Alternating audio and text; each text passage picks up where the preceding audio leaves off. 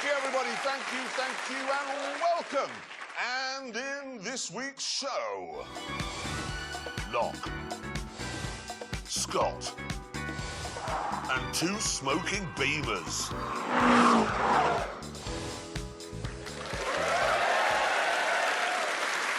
Now, thanks, everybody. Thank you. Now, I want to begin by talking about money. Bear with us on this one. You see, if you'd put £35,000 in a saving account in the year 2000, you'd now have around £60,000. However, if you'd put that same £35,000 into an E-Type Jaguar, you'd now have £100,000. Yeah, just about everything, even remotely rare or interesting, is worth a fortune these days. Aston Martin DB5, that'll cost you £750,000. Ferrari Daytona, £600,000. A pagoda-roof Mercedes SL, that'll set you back at least 75 grand now. Yeah, it's not just exotic cars either. Ford Escort Mexico, OK? Humdrum car. That's a £60,000 thing these days. 60 grand. It is. However, there are one or two rare and interesting cars that seem to have slipped through the net, whose prices haven't yet gone through the ceiling. So we decided to get out there and see which of us was best at spotting that investment opportunity. Exactly. So we each bought a classic car. And then to see which one of us had got the best deal, we took the grand tour to what one of our producers, who's Scottish, always says is the best, most beautiful place on Earth. Scotland.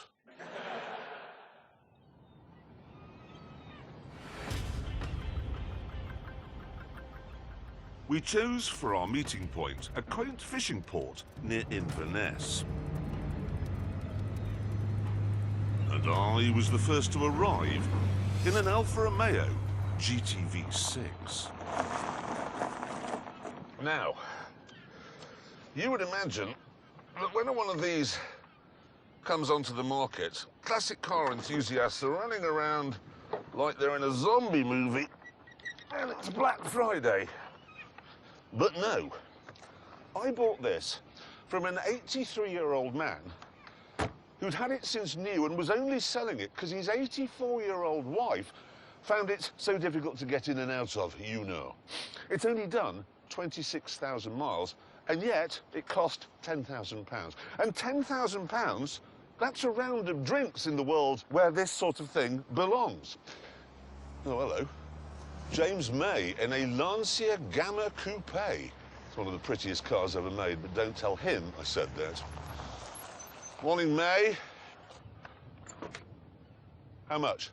£13,500. Oh, so £3,500 more than I paid for this vastly superior Alfa Romeo.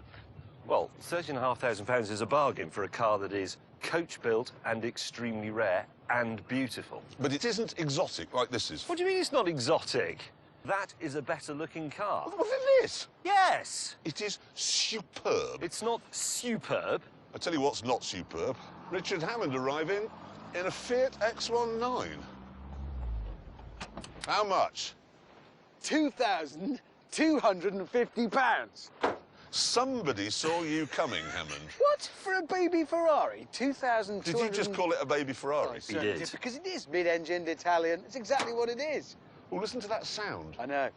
That is the reassuring sound of tin on Russian steel. It's a light, bright, effervescent sound, just like the car. How many colours has this car been? It was black, then it was red, then it was white, then it was pale blue, and now it's purple. I'd like to add, actually, it's not how many colours has this car been, how many cars has this been? Well, quite.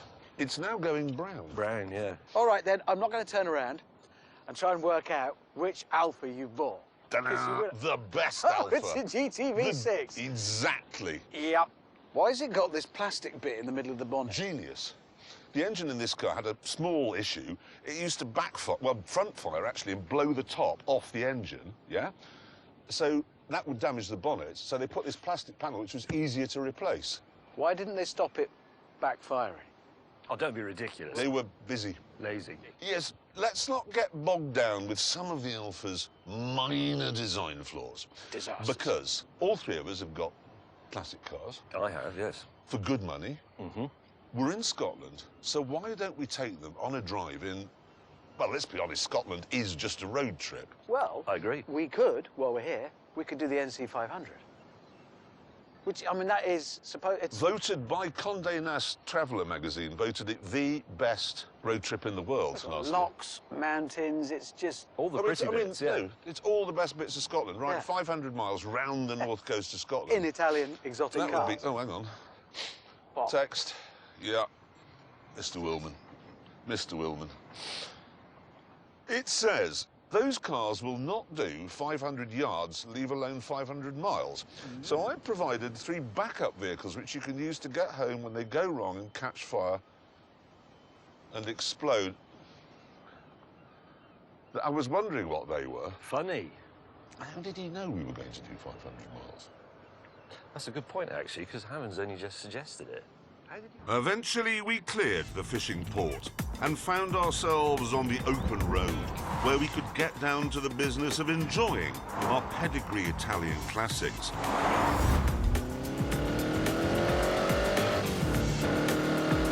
Away! Clumsy amend in the power steering hub on the end of one of the camshafts. Basically, we can't really use full lock, especially when the engine's cold, otherwise the engine will explode. The thermostat's fitted in the wrong place, which leads to overheating very suddenly, and then the engine can explode. And there was a problem with the gasket materials, which causes the coolant to mix with the oil, with engine exploding sort of results.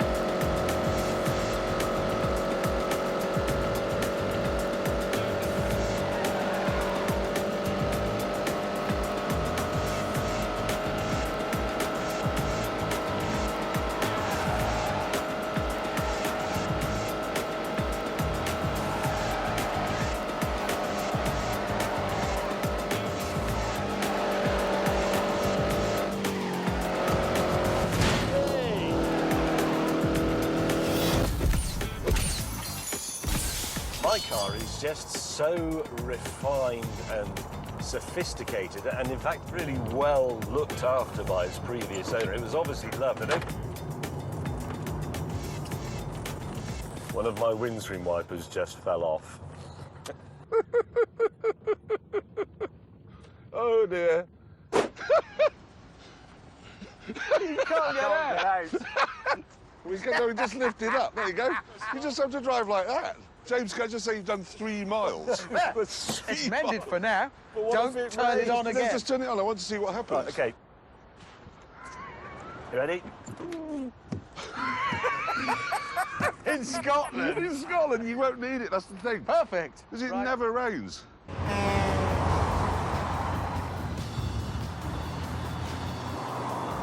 Meanwhile, in the GTV6. Oh no, what's that? Third. Right, good. Third.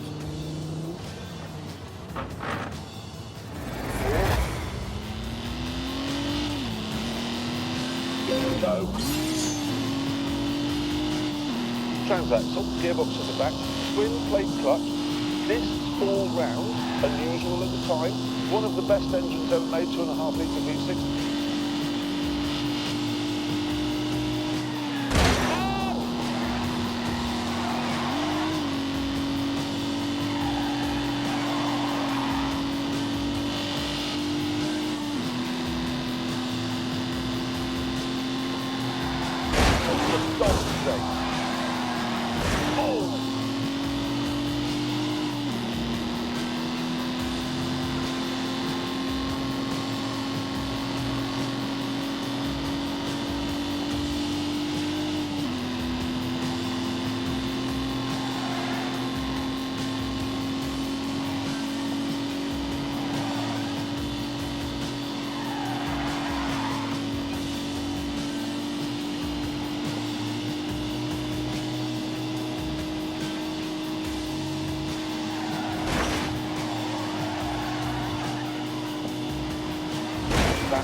do. Oops.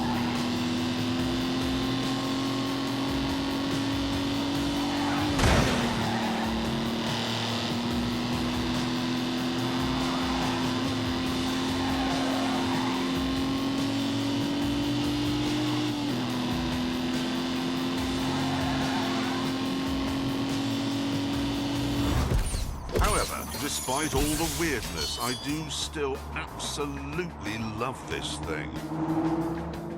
It was my ownership of a GTV6 that taught me what cars are all about. You need a personality, you need flaws for them to be human. And James May was right for the first time in his life, and only time in his life. This is one of the greatest engines ever made. The creamiest, the smoothest, and the most beautiful to listen to. That's not exhaust noise, that's an actual engine. As James and I enjoyed our classic thoroughbreds, Richard was driving along in his purple Fiat. Unleash 80 horsepower.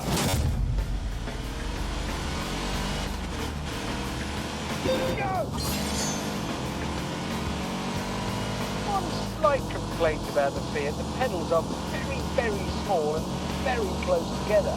And if you try and operate them with, let's say, your feet, you'll find that your feet are too big. Really, you just need to use a toe on each.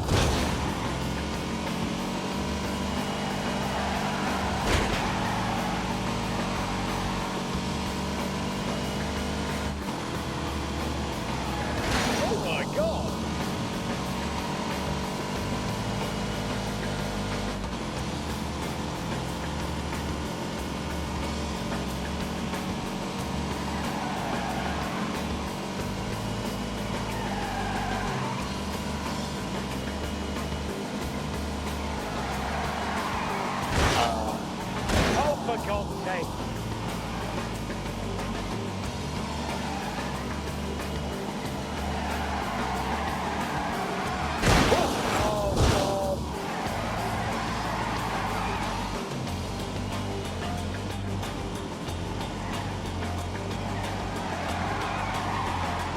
Oh my God.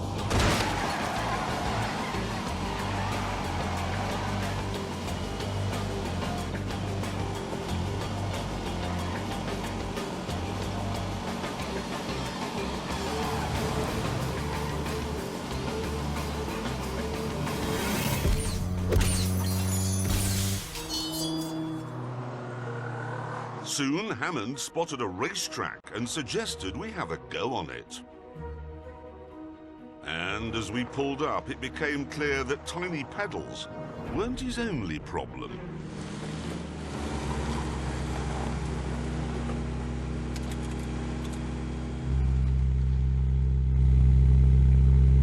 That's quite high revs. Yeah, idle's quite high, yeah. Is that its idle speed? Yes.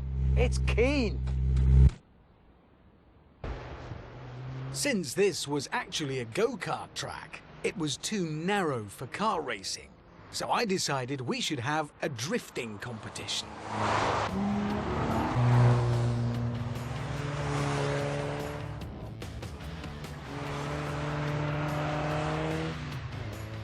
It doesn't work. It simply doesn't really have the power to throw its tail out properly. Even though my Alpha had twice the horsepower of the Fiat, things weren't great for me either. Just grip and more grip. I know Roger Moore drifted a GTV6 in Octopussy, but then he crashed into a fence and had to dress up as a clown. In the Gamma, I was confident I'd succeed where my colleagues had failed. Right, here we go. Lancia is one of the greatest names in rallying history. So, control drift should be second nature to this. So approach that corner, heel and toe it, and...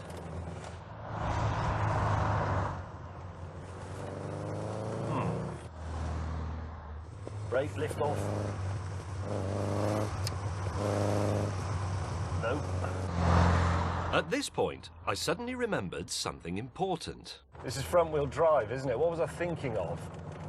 It's not going to drift.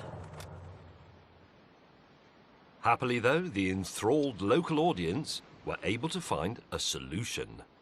What I do is I take the rear wheels off, let the tyres down, and put these plastic covers on, then put the tyres back up again, put them back on. That gives the car the loose back end you want to drift. This is like putting insulating tape on the back wheels of your scale electric cars. Stand by. With no help from anyone else on this freezing day, the drift covers were soon fitted. Oh, here we go. Oh! Right, turn in, get the drift going, and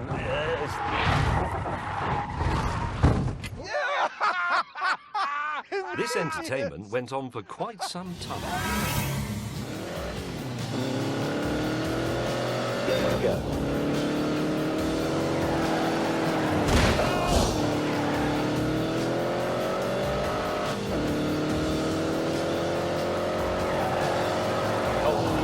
Then this is quite a complicated one.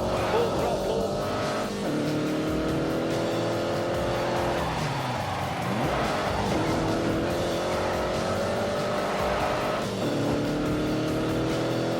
Danger, go.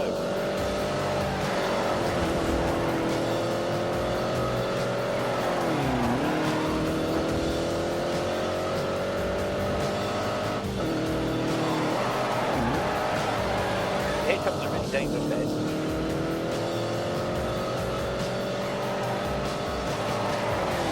Rubbish!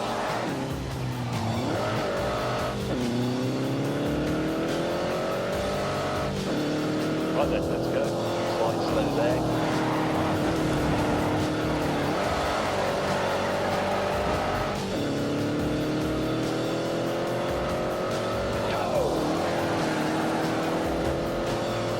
Oh, that's interesting.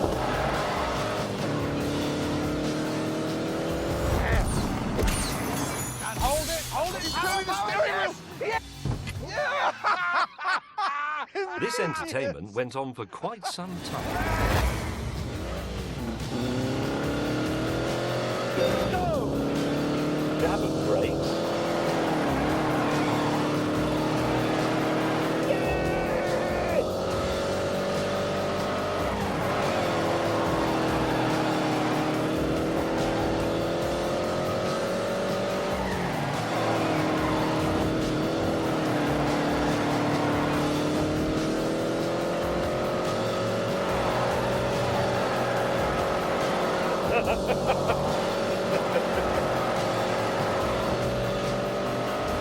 Danger.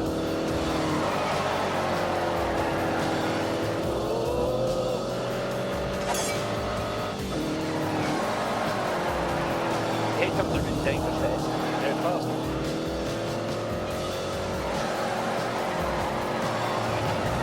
Oh, it shouldn't feel so good, but it does.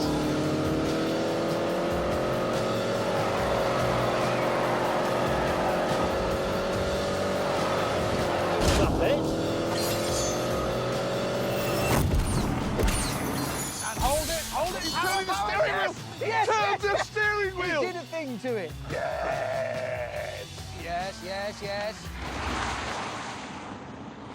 This looks like a lot of fun. We're going to do that. We're going to try it.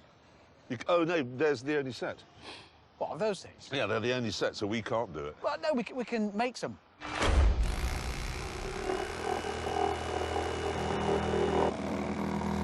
Did you ask if you could borrow this, Ben?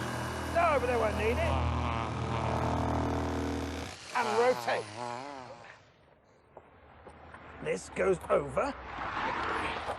It'll require a little bit of persuasion. James May just drifted perfectly behind you there. This is another of those weird days. With his tyre covers made, Hammond decided not to hold back.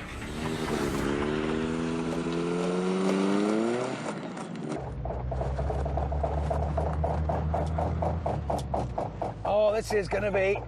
I mean, seriously, he's going to get to that corner and then... Where can the helicopter land?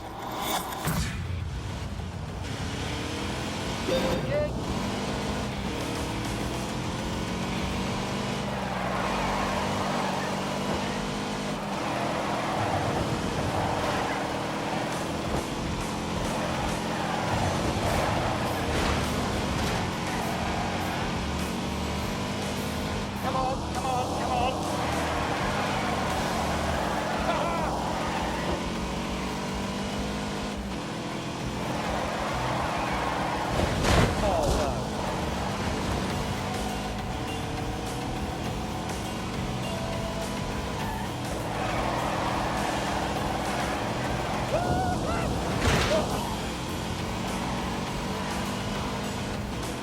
Gotta keep the pressure on.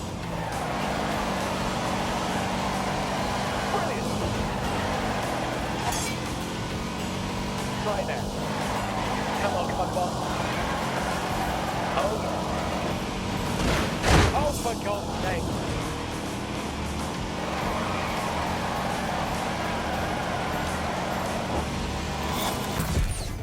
Let's just try again.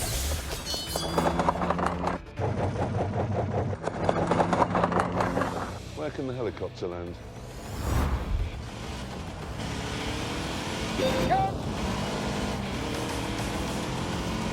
Right, we're all set.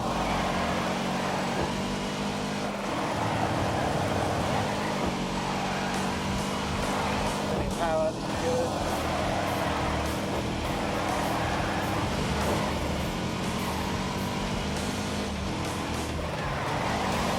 Now this bit is really scary.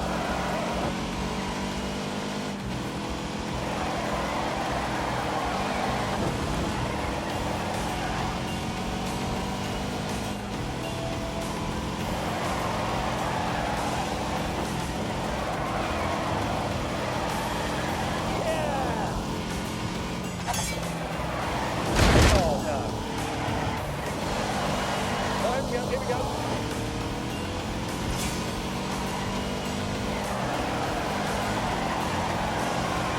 That is just the best. I shall be victorious. Australia alone. Wow! Let's just try again. No, that's fallen off. That could be interesting. And I am turning in, drifting. Oh no, I've got no steering. Annoyingly, Hammond's dismal failure didn't stop him fitting his ridiculous contraptions to my precious Alpha and insisting that I have a go. Think of the trouble Alfa Romeo went to make this car exquisite. Think of the trouble that Pirelli went to make the tyres grip properly. And then along comes Hammond with this. Here we go. Drive carefully.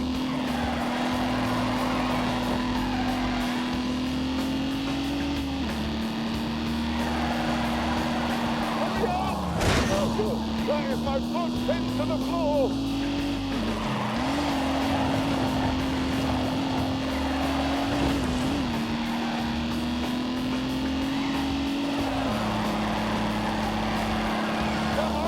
It's quite scary through here.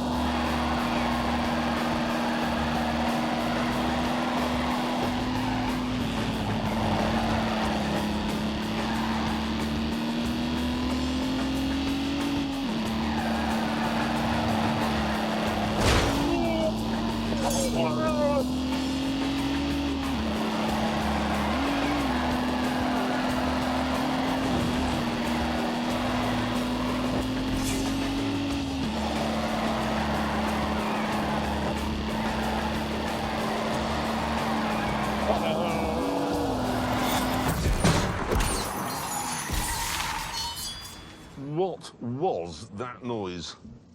Whole car's vibrating. Yeah, that's a massive vibration. Hammond, you blithering idiot! You totally ruined this car! An inspection of the undersides revealed some grim news. That has come off. So the prop shaft is now, well, it's still joining the gearbox or the transaxle to the engine, but by a thread. And if I did anything more than rev it like that, it's going to come off. If I'm driving along, and that's the end of the Alpha. Well, that's interesting. My car's working and I'd like a drink. The hotel is about 25 miles away, so I think I'll get on with it, if you don't mind. You can't leave, no, you can't leave me now. What do you mean I can't leave you now? Well, it's, have you seen how cold it is? I can't see how cold it is, but No, but I feel actually it just looked. in the... Drizzle 6 feels like 2. Well, you know what would warm you up? What? A bicycle ride. It always does.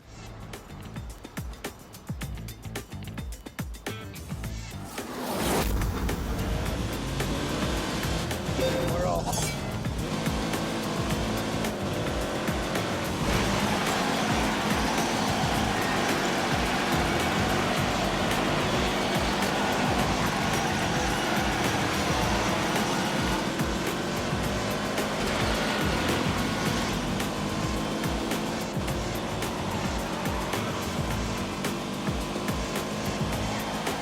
Oh my God.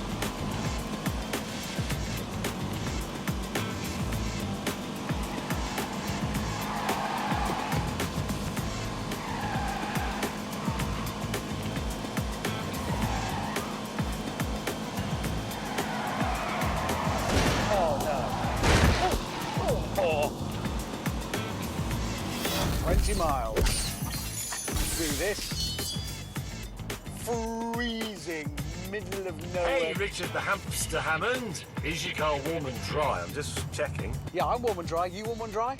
I'm very warm and dry.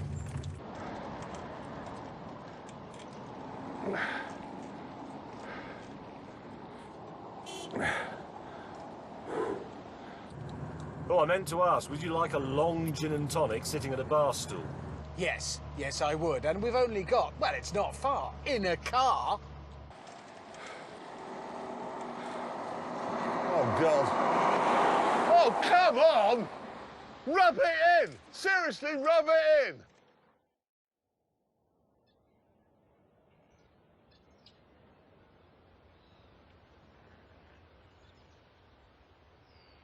We're going to need to rehearse it. What? Well, what we say when he's found... Look, so we're on Breakfast TV, you're on the sofa, yeah? Oh, okay. Good morning. With me now is James May, that's how to speak, who has just learnt of the sad demise of his co-host and colleague, Mr. Jeremy Clarkson. James, how do you feel that his body was found in a ditch with a bicycle this morning? Was it? Yes. No, that's not right, is it? No. Sorry, can you do that again? James. This is radio, OK? Good morning, 9:05. James May is with us. We only learnt this morning of the sad demise of... Oh, bugger. What? All of that rehearsing, mate. Waste of time. Oh. Because he's outside right now, fighting with the bicycle lock by a fence. Oh, you look cold. It is cold. Oh, hell, why won't this work? Paper boys can work one of those, mate. Oh, Steve, I don't care. He's left the key in it. What a muppet. Oh, God. Oh, come on. Hammond! Hammond! Hammond!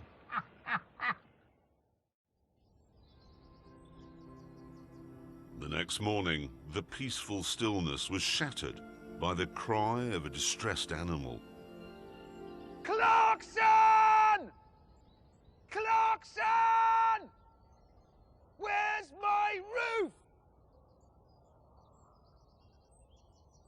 Right.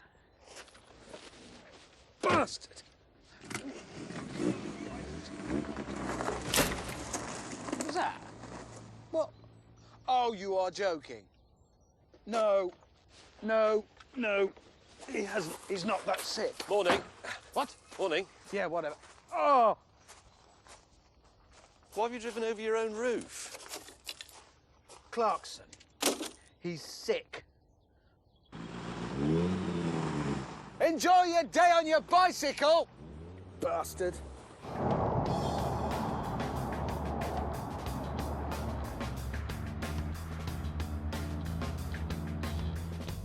Well, I'm cold now, obviously. Borrowed a jacket from a cameraman. He's 6'3" and 18 stone. I'm in a small, stylish Italian sports car. Supposed to be looking good. I look like a frostbitten gnome. Rotten trick, that. I wouldn't stand for it. The only thing that worries me is he might get some exercise on his bicycle. Ha ha ha! Do you think he's already just become one of those embittered cyclists who hates anybody who's got a car? Oh, jeez. What? Oh, come on! Go.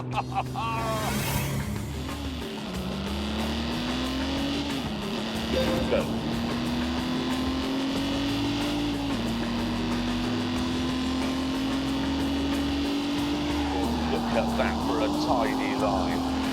I was very brave doing that. I was.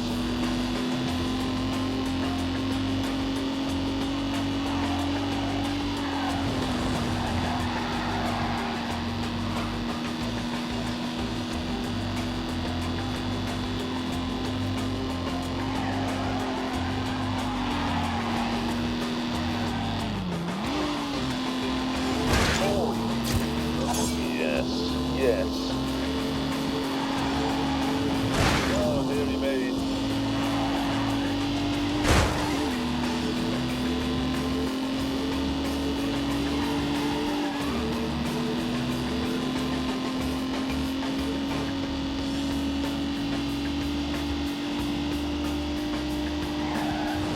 Oh, I say that's really good. He did not mend that.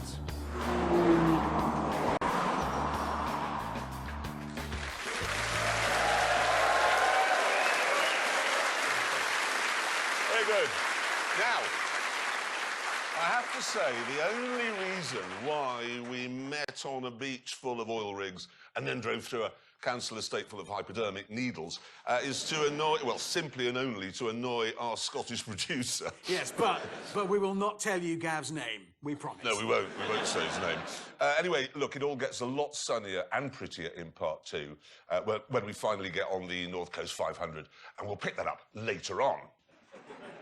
I want to talk about the BMW M5, which has always been, as I'm sure we all know in here, the ultimate Q car. It is a fizzing lunatic in a Geoffrey Chaucer suit. However, the new M5 has turbocharging, so it's kind to polar bears, and it has four-wheel drive, so it's safe, and it has an automatic gearbox, and that's all very nice.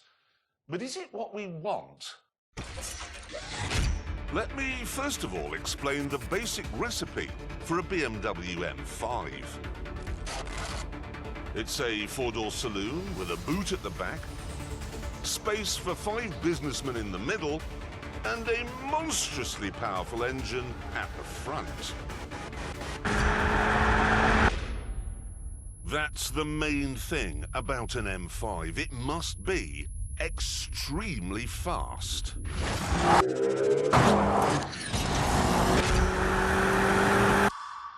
On the face of it, then, the new version seems to tick all the important M5 boxes. It's sensible, and thanks to 592 horsepower, it is Ferrari fast. But what about the turbochargers and the automatic gearbox? And what about the all-wheel drive system? Does all that mean it's no longer capable of being a swivel-eyed lunatic? No, not really.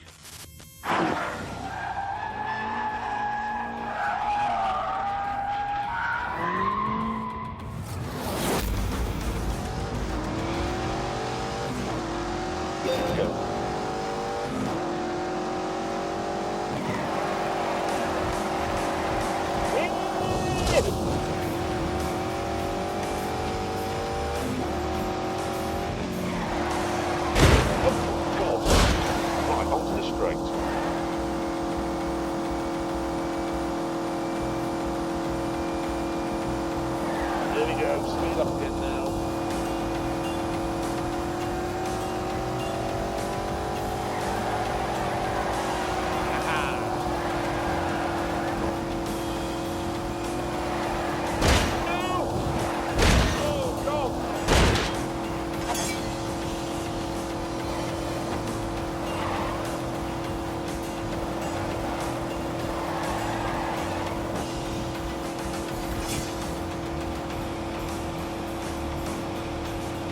Down, yeah?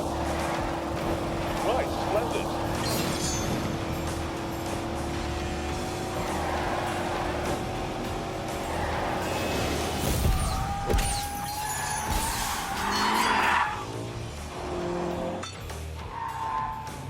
If you want it to do this all the time, you can actually turn off the four-wheel drive system. Seriously, you can turn it off. Just have it in rear drive only. Behave like a complete yobbo. Yeah! And that's just the start of the M5's adaptability. You can choose how much traction control you'd like.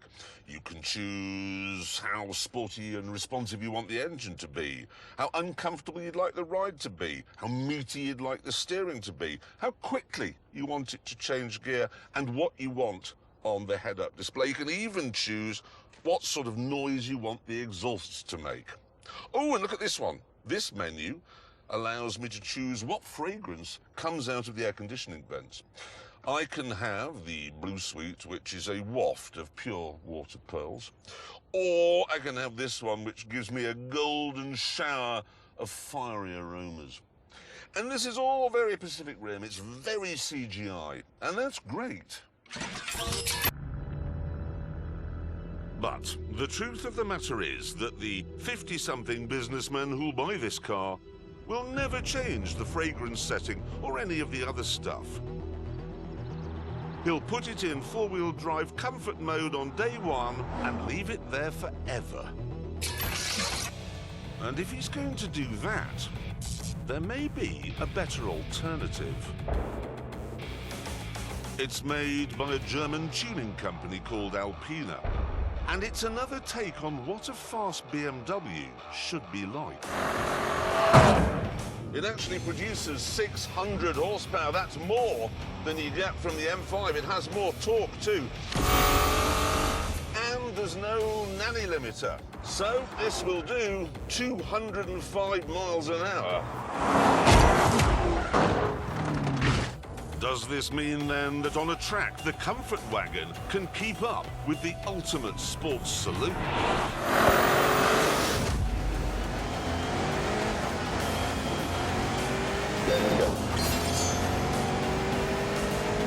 This car was not developed to race through. The boss of Alpina says if you engineer a car to be good at the Nürburgring, it won't be any good on the road. And he may have a point on that.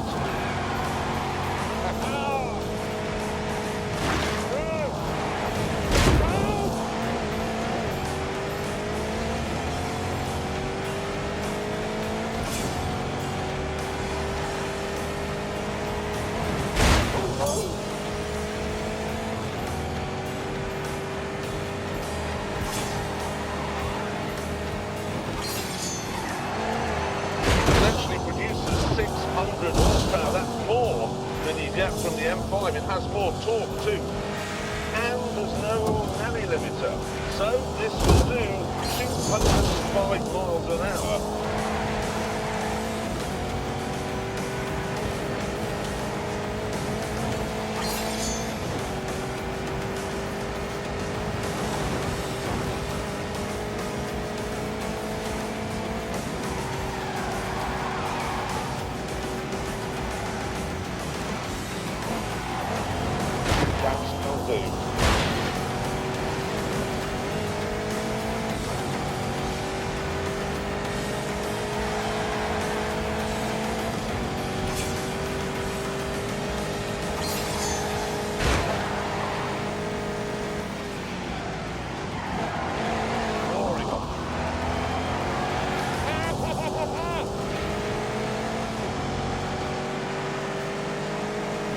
drive carefully.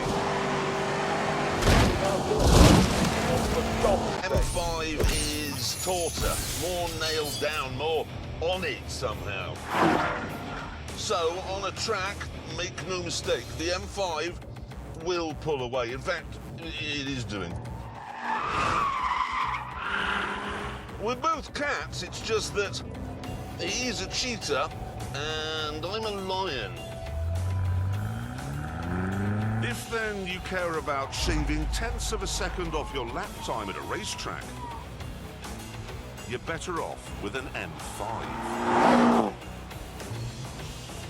But for going home on the M4 in the real world, which is what I'm about to do, I'd rather use the Alpina. So I shall.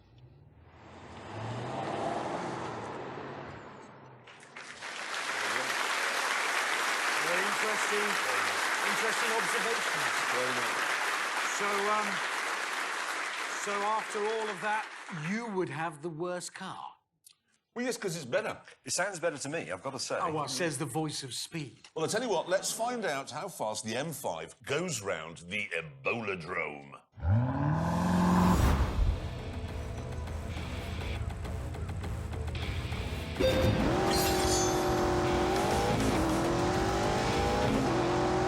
Flying onto the straight there, we're looking to big down.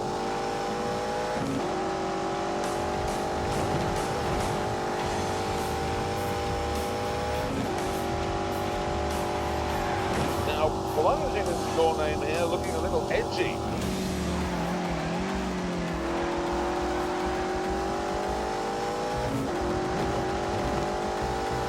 Dabbing off a bit of speed at the midpoint.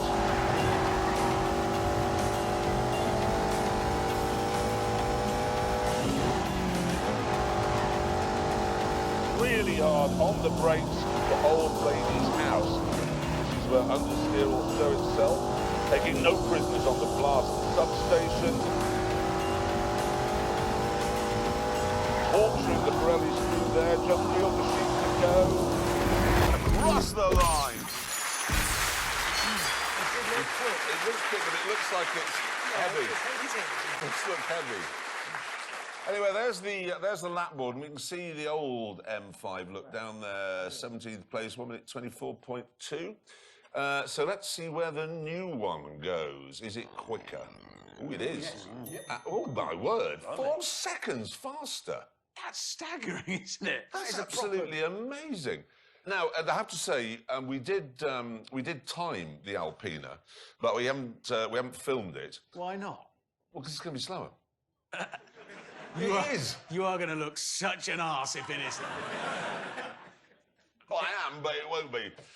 Let's find out. Let's see where it goes. This is the Alpina. There you go. You see, slower, as I said. But 121.6, not bad. Not bad. So if you do want a taut, fast, super saloon, his advice is get the flabbier, slower one. Yeah, it's better. It's really some clear buying advice again this week. It is. Anyway, let's get on to some actual clear buying advice, shall we? Let's get back to our film in Scotland. Tonight, we are doing a tour of the North Coast 500 around the top of Scotland in some beautiful Italian classic cars and a Fiat X19. Well, yes, but you two had both had mechanical issues. Yes. Yeah, we did, but we still had hope in our hearts that things would get better. As we cruised along, our Italian classics and the Fiat continued to provide unexpected entertainment. I'm going to show you a fantastic feature on this car. Here are the heating and ventilation controls. I've got it on warm because it's a cold day, but look what happens when I press the air conditioning button. It's haunted! Did you see that? Look. I think I'll cool myself down.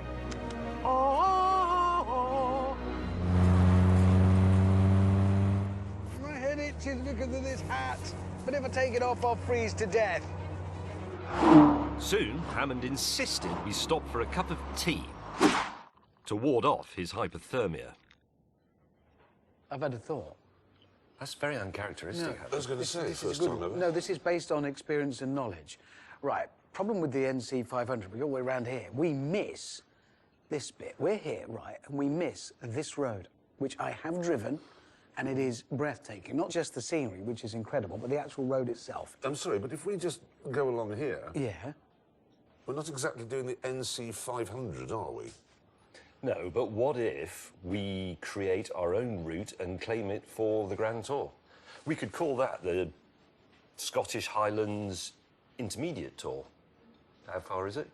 It's about 287 miles if we do that. Scottish Highlands Intermediate Tour 287. It would be the... No, hang on, that doesn't work, does it? Piloting extremely nicely in Scotland. 287. Yeah. The piloting extremely nicely in Scotland, 287. That would do. You see, that's your second thought of the day.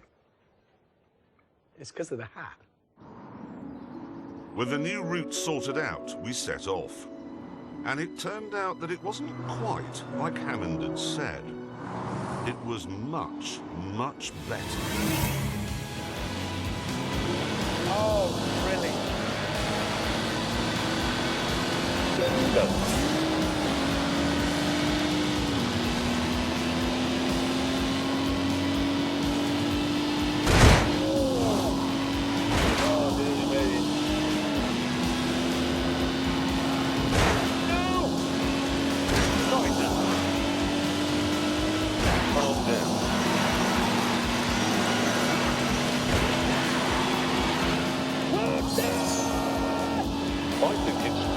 So far. It's quite scary from here. Oh.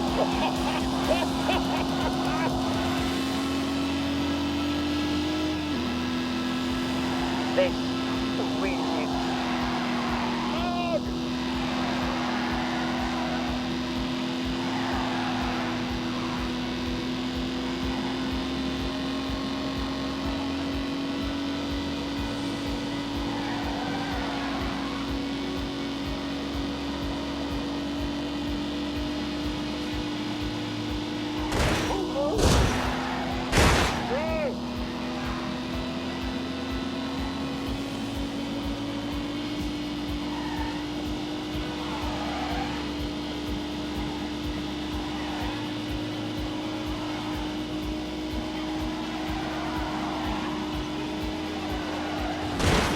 God.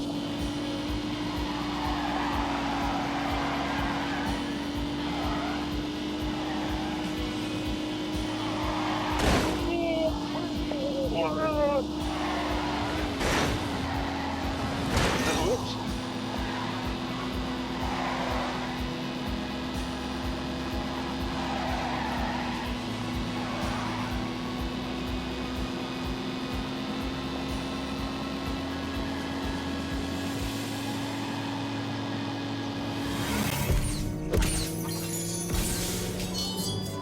Holy moly. Oh, aye, the view. It's amazing. Look at it.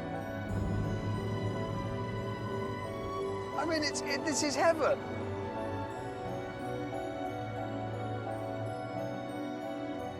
In fact, the moment was so magical, it had taken my mind off something that had been troubling me all day. Today is the 11th of April, and I don't want to sound like Eeyore, but it's my birthday, and those two haven't remembered. All of the crew have said happy birthday. The director said happy birthday. James and Richard, nothing. Ullapool, 26 miles. Ullapool, I might be able to get the prop shaft balanced there. That's quite a big town. Guys, how far are we from the hotel now, do you know? About 30 miles, 35. Well, as it's not late, I'm going to dive into Ullapool and see if I can get my prop shaft balanced. You know what? It's vibrating and it will hurt the car, so I want to just get it balanced up and I'll see you at the hotel later on. That is uncharacteristically conscientious of Jeremy to want to go and mend his car, but it's actually very convenient for me and Hammond. We've got something in mind. The thing is, we hadn't forgotten it was his birthday, and with him gone, we could shoot ahead and set up his surprise party. Balloons coming in. Oh, this is nice. Pockets of very Right. Loosen it off, and that will allow the prop shaft to settle where it wants to settle. While the short-sighted orangutan ruined his car, I was busy in the kitchen. For Jeremy's birthday feast, I am preparing his favourite dish, spaghetti bolognese. But, as it's his birthday and as we are here, I'm going to give it a Scottish twist.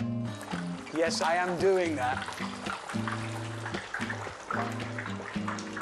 I'd say that is ready. Oh, yeah. That will do nicely. And there it is. Spaghetti bolognese.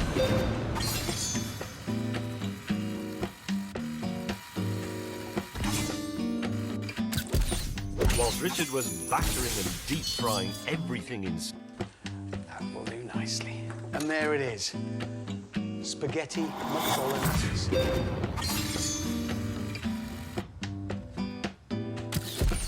Whilst Richard was battering and deep frying everything in sight... In you go, my wee beauties. I was organising the guests, who are now all here and waiting for the birthday boy. Oh, hello, here it is. Here it is. Oh. Countach. Lancia 832. There's obviously some kind of classic car meeting going on. Oh, wait a minute. Can't believe it. I cannot believe it. You remembered. Of course we remembered. Actually, it's better than that. We're having a party for you. No, but James.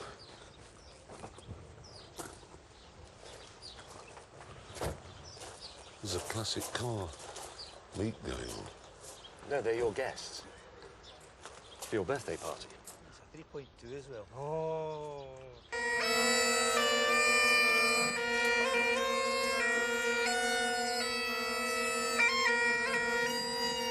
Still, it could be worse.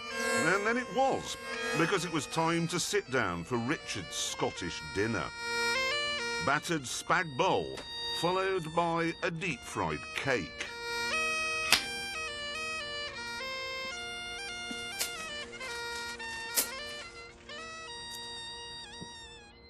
This is the worst birthday party I've ever had. Come on, we made an effort. Anyway, shall I get the bagpipes?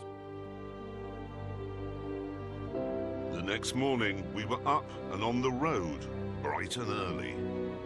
This is the first April the 12th since 1972 that I haven't had a hangover. Thanks to the world's worst party organisers, Messrs. May and Hammond.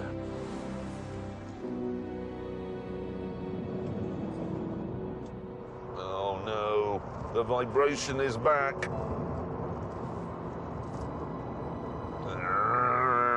Why can't I do anything?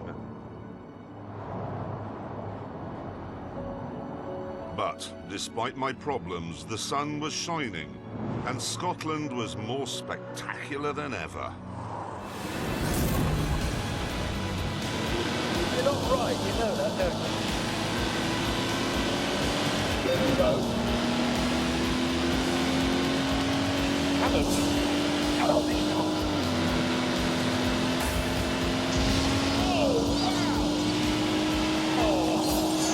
Oh no.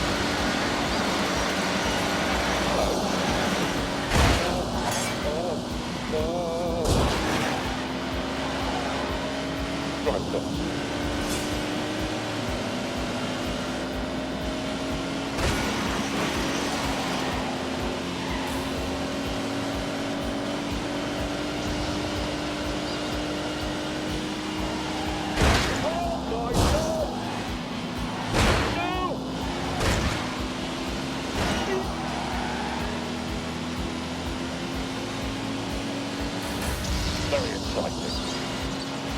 Whoa! No. Oh, God. Ow! Ow!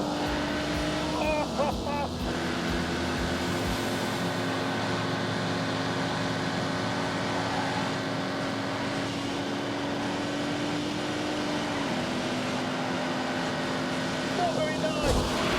Yeah.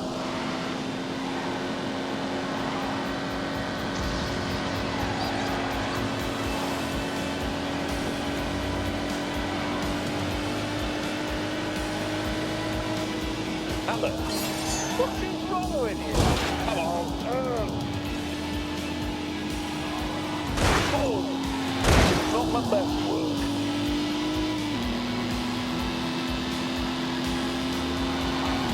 Oh. Come on.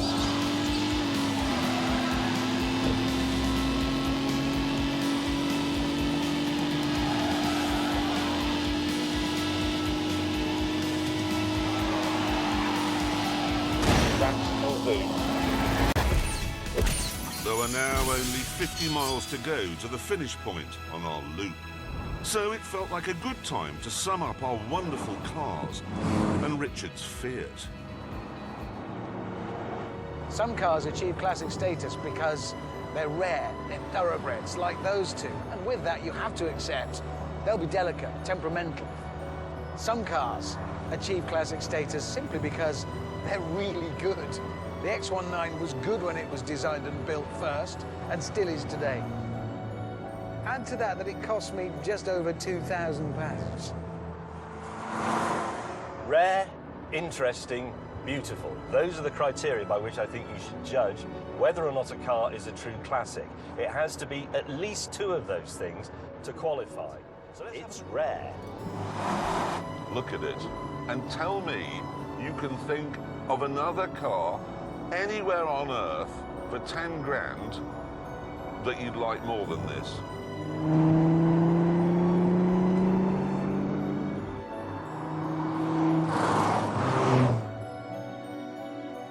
Bidding a fond farewell to Hammond's magnificent penis, we got back to the town where we'd started, Inverness.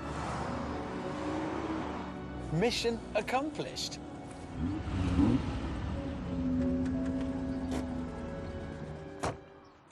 Well, there we are. In just 3 days, we have covered a staggering 287 miles. Well, yours was on an AA truck for a bit of it. Yeah, a little bit. Yeah. But apart from one catastrophic failure that required somebody to drive from Swindon in Wiltshire all the way to Inverness with a spare part. Don't forget that my windscreen wiper fell off as well. Yeah, and one of my headlamps is stuck. Yeah, but apart from those things, we have proved that it is still possible to buy and enjoy a classic car, even if you're quite poor. Yeah, we should be proud of that. Yeah, we should. Yeah. And with that, back to the studio. Tent. Tent. Because we're quite poor. Yes. Good.